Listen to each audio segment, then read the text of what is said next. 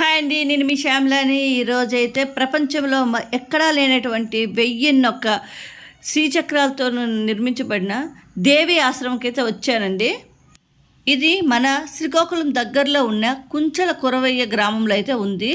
దీన్ని దేవి ఆశ్రమం అంటారు. ఈ పక్కనే మనకు కనిపిస్తున్న ఈ శివలింగాలు కనిపిస్తున్నాయి కదండి. ఇక్కడే మా కోట్లింగాలు నిర్మించాలని ఒక సంకల్పంతో ఇది స్టార్ట్ చేశారండి. ఈ ఆలయంకి అయితే ప్రతి సంవత్సరం నాగసాధువులు హిమాలయాల నుంచి వివిధ ప్రాంతాల నుంచి వచ్చి అమ్మవారిని అయితే దర్శించుకుంటారు. ఈ ఆలయం ఉన్న ప్రదేశంలో సుమారు 4000 సంవత్సరాల క్రితం ఇక్కడ అమ్మవారికి పూజలు అందుకునేవారని స్థల పురాణం అయితే మనకు చెప్తుంది. ఇక్కడ ఉండే శ్రీచక్ర మేరులు 2 అడుగుల ఎత్తు వెడల్పుతో ఉంటాయి. ఇది కృష్ణశిలతో తయారు చేసినవి.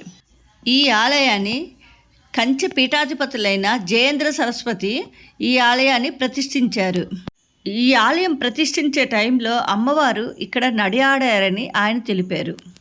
ఇక్కడ ప్రతి పౌర్ణమికి విశిష్టమైన పూజలు జరుగుతాయండి.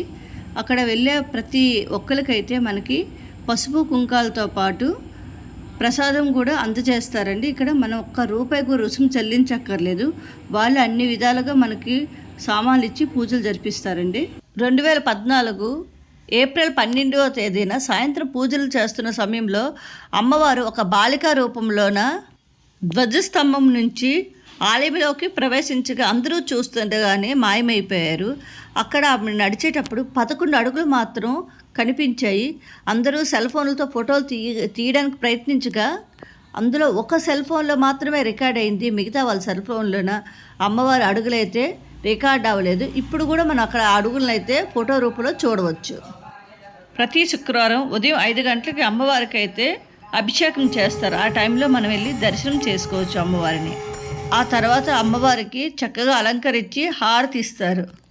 చూసారు కదండి నా వీడియోని. నా వీడియో కనుక నచ్చితే లైక్ చేయండి, షేర్ చేయండి, సబ్స్క్రైబ్ చేయడం మాత్రం మర్చిపోకండి. Thank you very much. నేను మీ శ్యామ్.